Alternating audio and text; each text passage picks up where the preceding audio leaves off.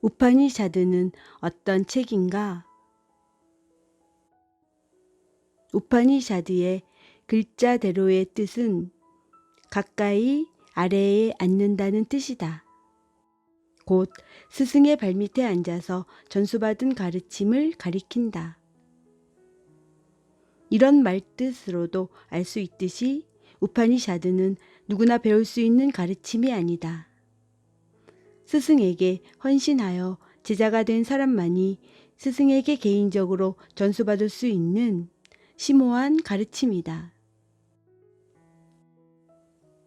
현자들은 우파니샤드의 저작 연대를 BC 8세기에서 BC 3세기까지로 잡고 있지만 누가 언제 어떤 우파니샤드를 썼는진 아무도 모른다. 우파니샤드의 현자들은 자신들의 이름을 남기는 데에는 관심이 없었다. 그들은 오직 궁극적인 진리에만 관심을 두었다. 그들의 관점에서 보면 어떤 우파니샤드를 누가 언제 썼느냐는 것은 아무 의미도 없다.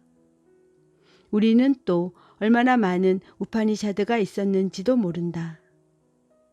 현존하는 우파니샤드만 해도 108개에 달한다. 그 밖에 없어진 것까지 합친다면 몇 개가 될지 알 수가 없다. 현존하는 108개의 우파니샤드 가운데에서 베다 전통에 속하는 소위 초기 정통 우파니샤드는 대부분 BC 6세기 이전에 형성된 것이다. 그 이후에 만들어진 우파니샤드들은 특정 종파의 가르침이나 철학을 주된 내용으로 하는 것이 많으며 성격 또한 신화나 비밀 수행법에 가까운 것이 많다.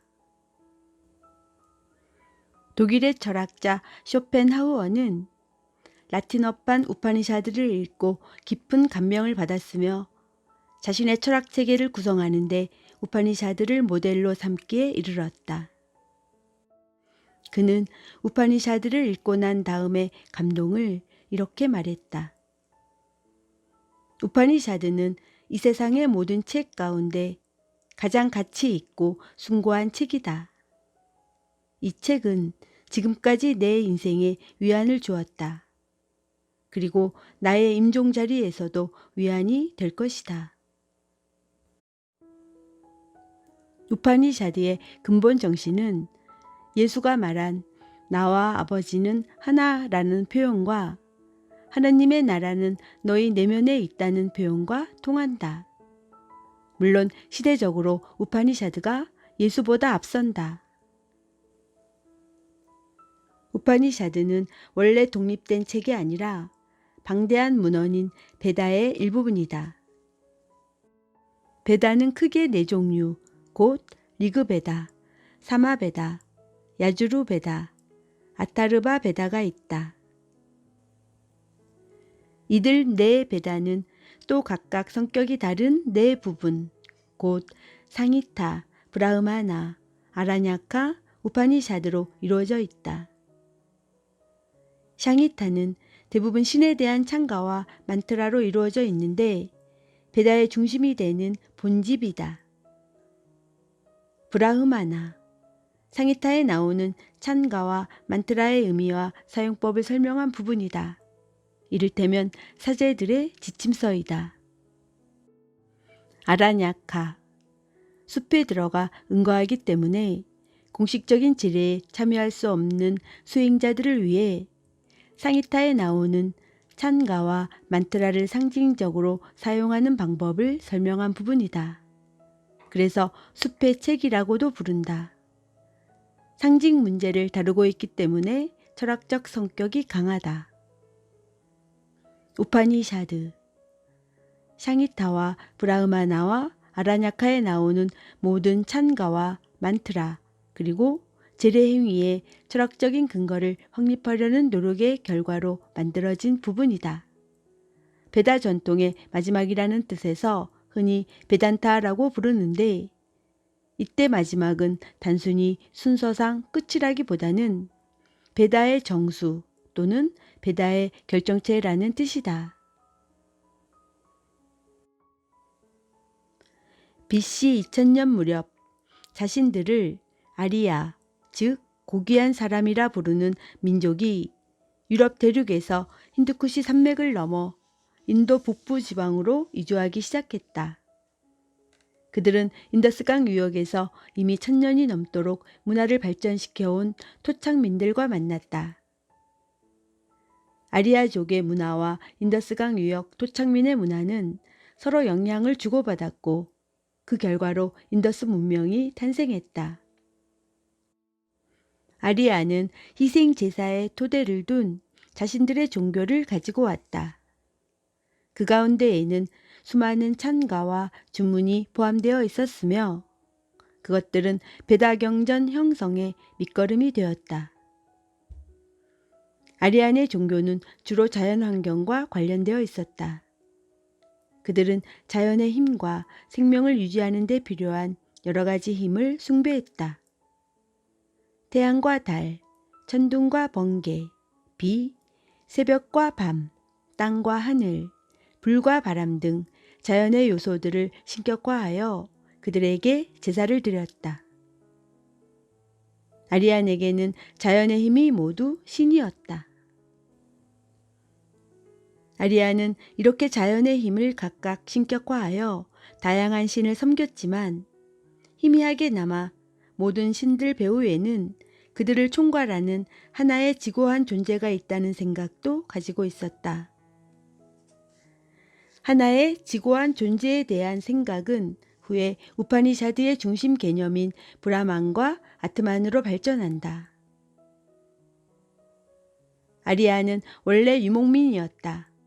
그러나 인더스강 유역에 정착하면서 점차 농경 생활로 삶의 패턴이 바뀌기 시작했다.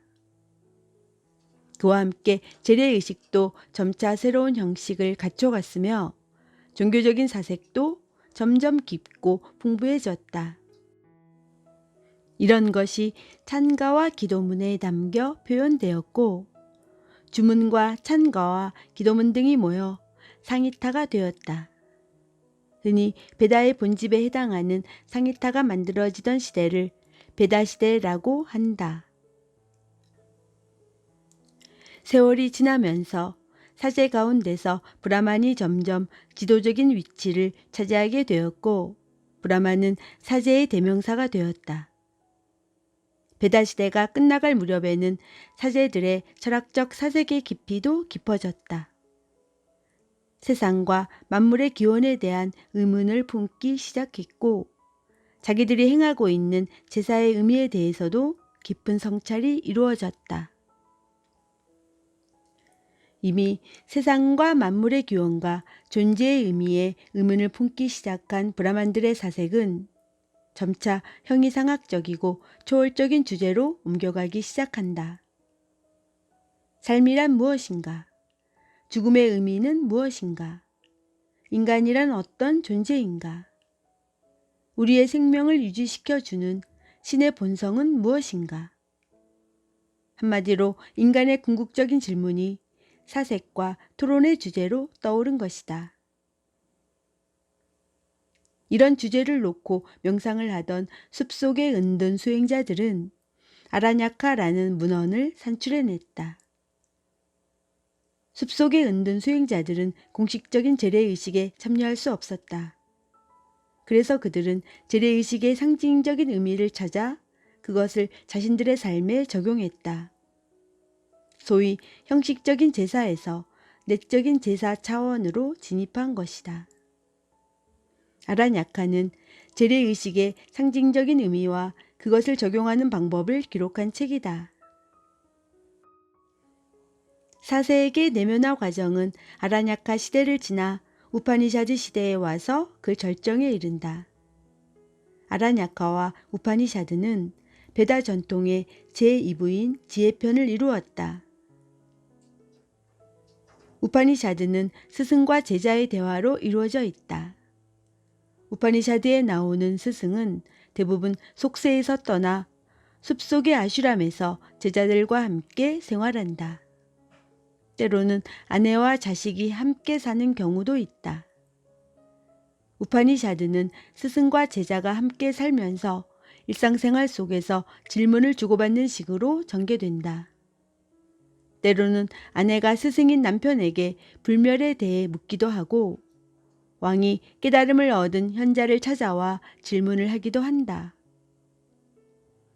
사람이 아니라 신이나 동물들에게 가르침을 받는 경우도 있다.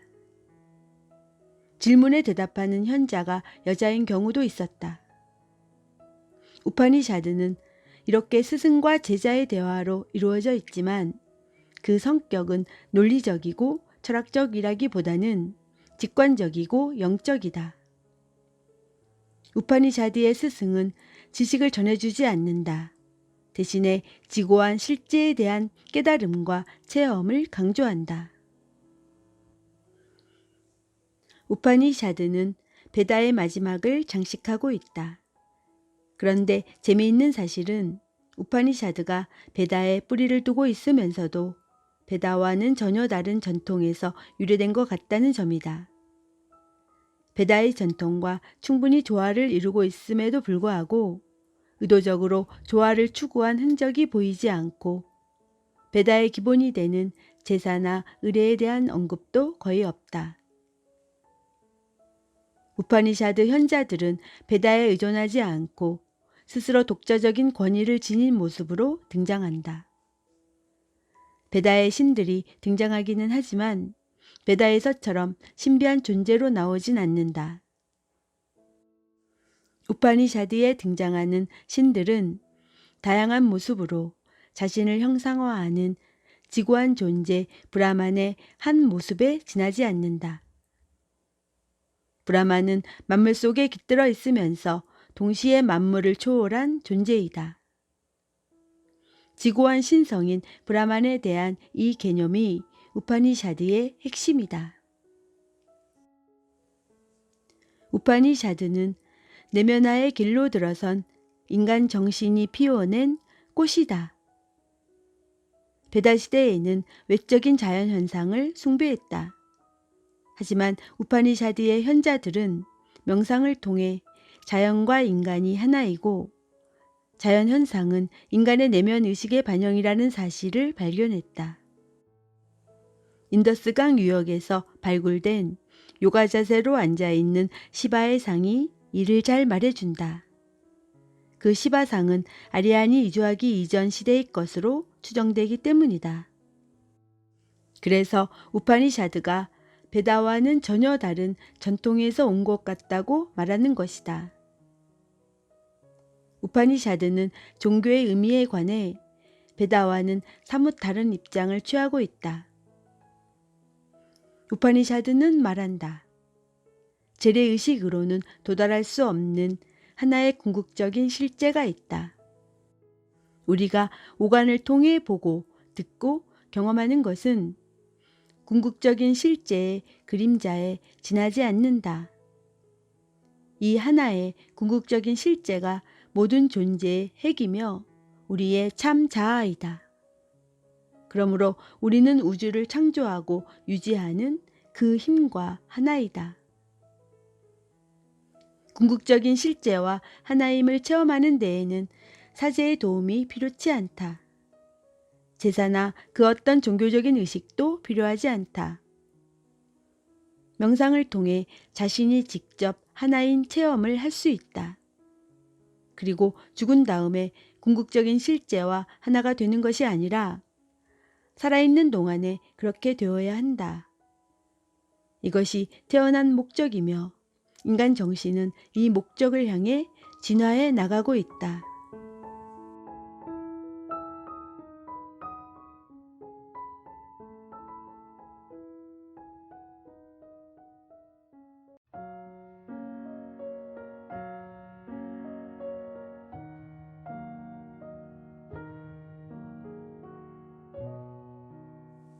죽음의 신 야마의 가르침.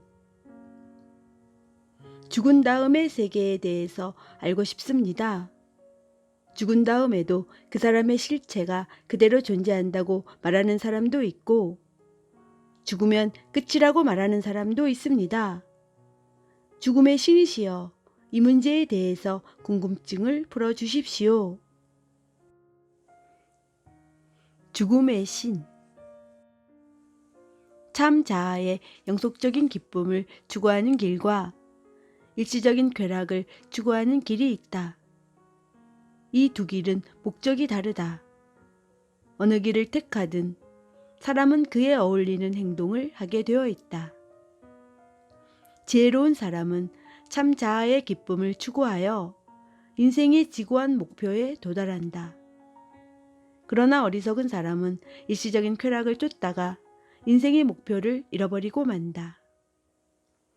삶의 매 순간이 참 자아의 영원한 기쁨이냐 아니면 감각적인 쾌락이냐를 선택해야 하는 전환점이다. 지혜로운 사람은 당장은 고통스러울지라도 영원한 기쁨을 주는 길을 선택한다. 하지만 어리석은 사람은 당장 감각의 만족을 주는 길을 따라간다. 자기가 무지하다는 것을 알지 못하고 스스로 지혜롭다고 착각하는 사람이 있다. 그들이 알고 있는 것은 모두 공허한 지식이다. 그들의 가르침을 따라가는 동안에는 다람쥐 쳇바퀴 돌듯 괴로움의 세계에서 벗어나지 못한다. 마치 장님이 장님을 인도하면 둘 다 구덩이에 빠지는 것과 다를 바가 없다. 돈과 감각의 쾌락에 눈이 먼 사람들은 죽음 이후의 세계에는 관심도 없고 의문도 갖지 않는다. 그들은 이렇게 말한다.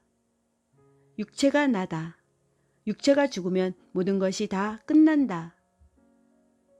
그래서 그들은 윤회의 쳇바퀴를 벗어나지 못하고 나고 죽기를 끝없이 반복하며 괴로움을 겪는다. 참 자아에 대한 가르침을 들은 사람은 아주 적다. 그 가르침을 듣고 참 자아를 실현하기 위해 인생을 바치는 사람은 더 적다. 참 자아가 어떤 것이라고 말할 수 있는 사람은 놀라운 사람이다. 그러나 참 자아 실현을 인생의 지고한 목표로 삼은 사람은 더욱 놀라운 사람이다. 또한 깨달은 스승의 가르침을 받아 자신의 참 자아를 실현한 사람은 진정으로 축복받은 사람이다. 자신이 참 자아와 하나 되지 못한 스승을 통해서는 참 자아를 깨닫지 못한다. 참 자아는 말로 전달하거나 생각으로 깨달을 수 있는 것이 아니기 때문이다. 참 자아는 주관과 객관이라는 이원성을 초월해 있다. 그래서 말로는 표현할 수 없다. 나와 너 또는 나와 그것이라는 이원성을 초월하여 모든 것이 하나의 참 자아임을 깨닫고 그 자리에 머물 수 있는 사람만이 다른 사람의 깨달음을 도와줄 수 있다. 모든 경전이 찬양하고 있는 것, 모든 수행자들이 하나같이 말하고 있는 것, 그리고 모든 구도자들이 도달하고자 삶을 송두리째 바치는 것. 내 그것을 그대에게 한마디로 말해주겠다. 그것은 성스러운 음절 오음이다. 옴은 지고한 신성인 브라만의 상징이다. 이것을 깨닫는 사람은 모든 소원을 성취하게 된다.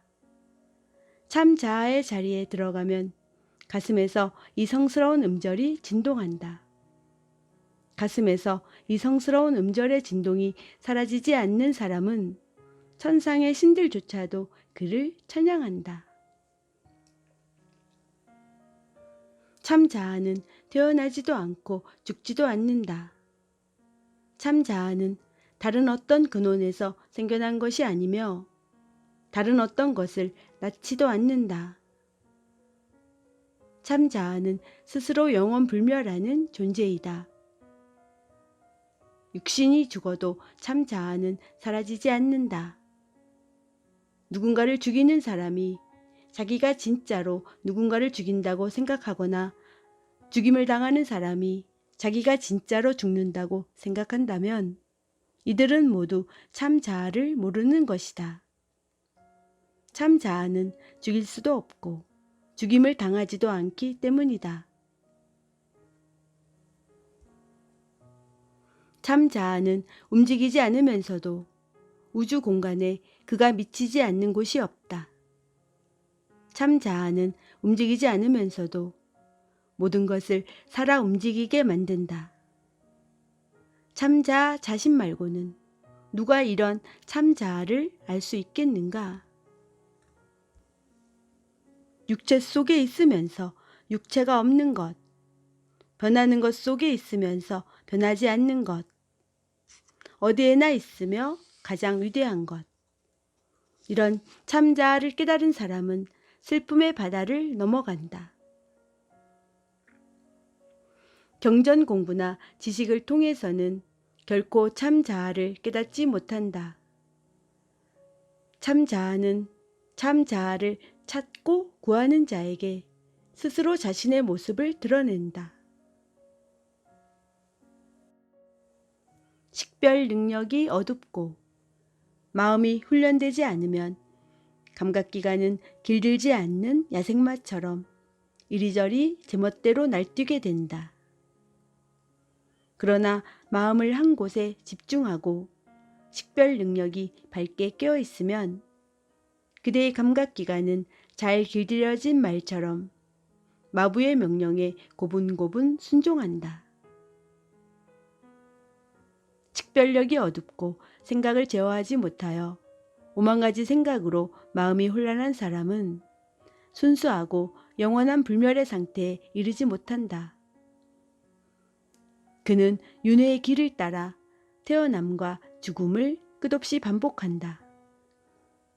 그러나 밝은 식별력을 갖추고 마음이 고요하며 가슴이 순수한 사람은 여행의 목적지에 도달한다.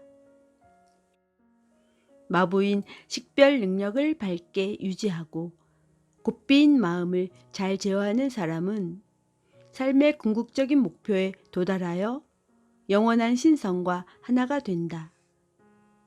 그리하여 태어남과 죽음이 반복되는 고통의 세계로 다시는 내려오지 않는다. 지고한 참 자아는 이름도 없고 모양도 없다. 맛도 없고 냄새도 없다. 시작도 없고 끝도 없다. 시간과 공간을 초월해 있으며 원인과 결과도 초월해 있다. 영원하고 변하지 않는 이 지고한 자아를 깨닫는 사람은 죽음의 입에서 영원히 벗어난다. 참 자아는 모든 경험의 주체이다. 모양을 식별하고 맛을 알고 냄새를 맡고 소리를 듣고 감촉을 느끼는 주체가 곧 주인공 참 자아이다. 경험의 주체인 이 참 자아가 없다면 어떤 경험도 존재할 수가 없다. 깨어있을 때나 잠을 잘 때나 모든 경험의 주체는 참 자아이다. 에고의식 속에 사는 사람들은 여러 가지 경험을 하면서 슬퍼하고 괴로워한다.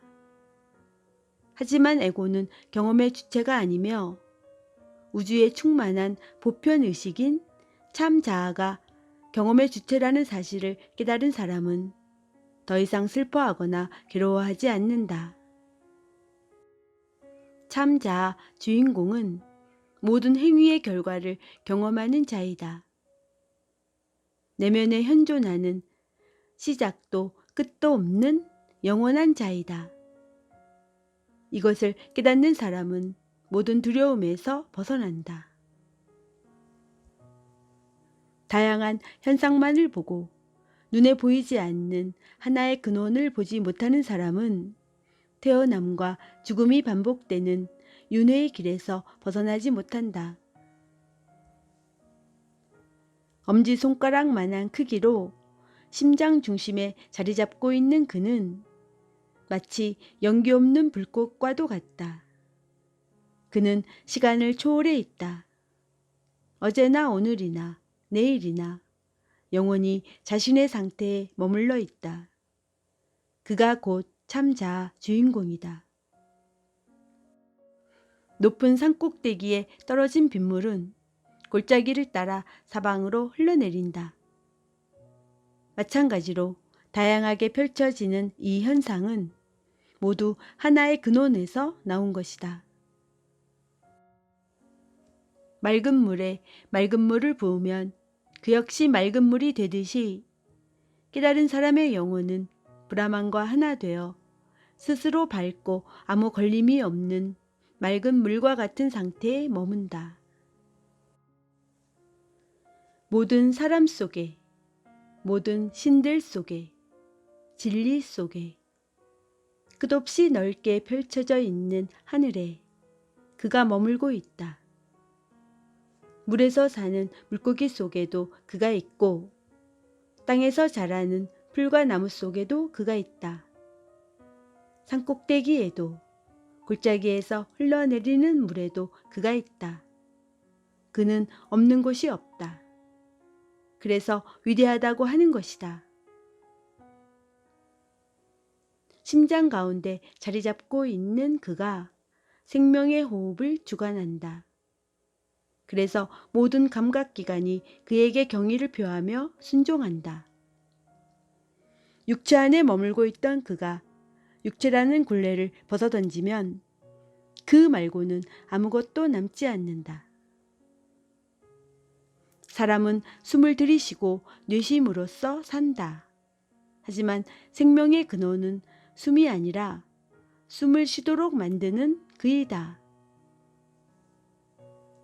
이제 내 그대에게 이 은밀하고 영원한 브라만에 대해 말해주리라. 그리고 죽은 다음엔 참 자아가 어떻게 되는지에 대해서도 가르쳐 주리라. 참 자아를 깨닫지 못한 사람은 자신의 영적인 성숙 정도에 따라 거기에 맞는 육체를 입기 위해 새로운 자궁을 찾아간다. 어떤 사람은 보다 높은 차원의 몸을 입고 태어나며 어떤 사람은 낮은 차원의 몸을 입고 다시 태어난다. 누가 강제로 그렇게 시키는 것이 아니라 자신의 영적인 각성 수준에 따라 스스로 자신의 몸을 선택하는 것이다. 참 자아는 잠자는 동안에도 깨어있으면서 꿈에서 보는 온갖 감각의 대상을 만들어낸다. 그는 순수한 의식 그 자체이며 영원불멸하는 브라만이다. 그는 우주 속에 존재하는 모든 것을 품고 있다. 그를 떠나서는 아무것도 존재하지 않는다. 덧없이 지나가는 것들 속에서 영원히 변하지 않는 공통의 실체를 보는 사람. 흘러가는 수많은 생각들 속에서 영원히 변하지 않는 하나의 순수한 의식의 빛을 보는 사람. 자기 내면에 머물고 있는 그 유일한 참 자아를 보는 사람은 영원한 평화를 누린다. 그 밖에 다른 것으로는 영원한 평화를 얻을 길이 없다. 세상에 존재하는 모든 것이 브라만에서 나와 브라만 안에서 움직인다. 그의 놀라운 힘이 온 우주에 천둥처럼 울려 퍼지고 있다. 이러한 그를 깨닫는 사람은 불멸에 이른다. 지혜로운 사람은 덧없이 지나가는 감각적인 경험은 참 자아가 아님을 깨닫고 모든 고통과 슬픔에서 벗어난다. 그는 형태가 없다. 그러므로 눈으로는 볼 수 없다. 그는 밖으로 향하는 감각을 거두어들이고 명상을 통해 마음이 순수해진 사람의 가슴 속에 스스로 모습을 드러낸다. 이러한 그를 깨닫는 사람은 불멸에 이른다. 마음속에 있는 모든 욕망을 포기하면 죽을 존재가 불멸의 존재가 된다. 가슴을 얽어매고 있는 모든 매듭이 풀리면 죽을 존재가 바로 불멸의 존재가 된다. 그는 이 세상에 살면서도 완전한 자유를 누린다. 이것이 바로 우파니샤드 가르침의 결론이다.